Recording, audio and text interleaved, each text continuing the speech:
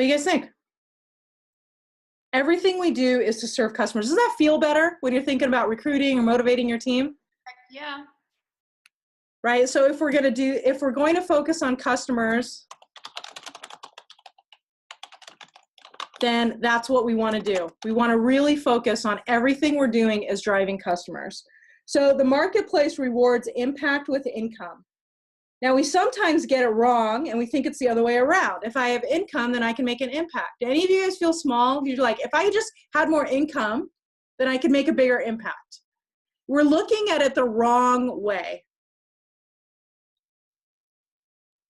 Right? We need to first focus on impact, and then the marketplace will reward with income. And so here is kind of the real deal.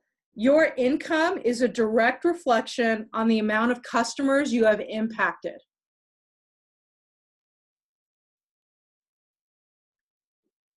Right? And so this isn't meant to this isn't meant to be a slam, although I'm sure some of you might be thinking that way. But if we're going to take a step back and we're going to be honest, right?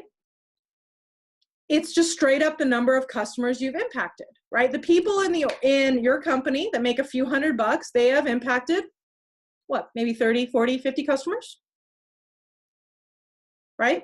The people that make $1 million a year, they have impacted 50,000, 100,000, 200,000 customers, right, through the building of their team. And so I think what's really helpful is not to attach meaning to that or, right, it's just math, but to understand that what we need to do is we need to just get out there and impact more people first. And then I always will argue that people actually need to have action in order for the impact to have been working.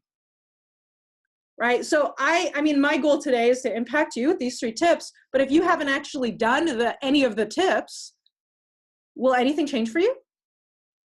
No. So how I craft this speech is important, isn't it? Very. Because I could be like, blah, blah, blah, blah, blah, blah, blah, blah, blah, blah. Right? And you could have a good feeling, but if you don't actually do one of these 3 things, have I done anything? Nope.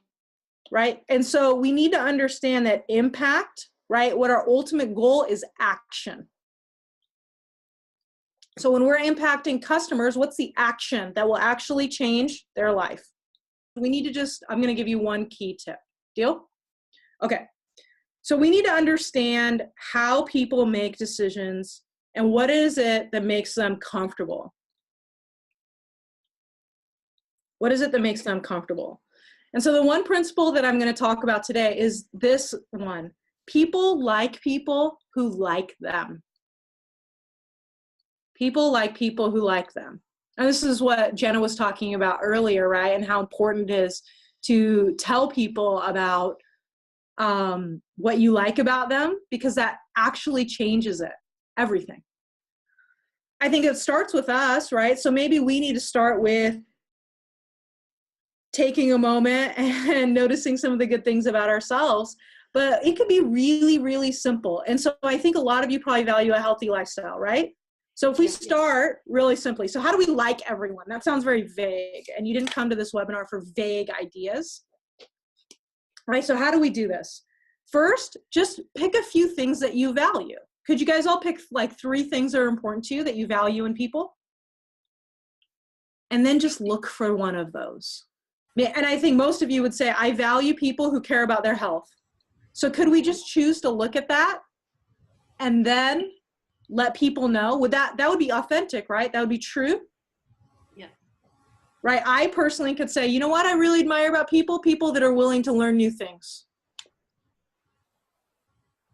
in order to help people. Ability, right? Could we choose to just take a quick value check and just start to recognize people for these things? And so what if we started like our appointments and we said something like, hey, Dee, I just want to let you know, I really appreciate that your health is important to you.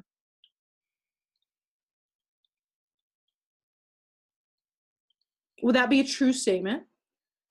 Yes. Yeah. And how would that make your customer feel? Talk about the motivating your team thing. Okay, so we talked about we're gonna like people. Here are the keys to success. Like people, be prepared if someone says yes. And then we're gonna now talk about motivating your team. And so people will do things that they are good at. They will not do things they're not good at. True story? Okay, if somebody was like, hey, Tasha, let's go dancing at 9 o'clock at night, would I say yes or no? I would say, I'm busy. I'm a responsible business owner. And I have small children. I cannot engage in that kind of behavior. But if I have a 10 o'clock hockey game on a Monday night, well, how do I respond? See you there. So it really comes down to mastery. And so what we could do as a leader, right? If we could just get, how many of you do more stuff and are more motivated in your business because you actually know what the heck to do? Excellent. So you are a product of this scientific principle of mastery. We do things we're good at. We don't do things we're bad at.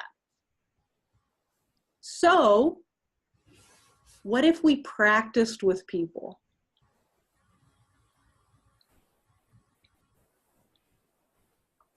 Could we do that simple thing with our team?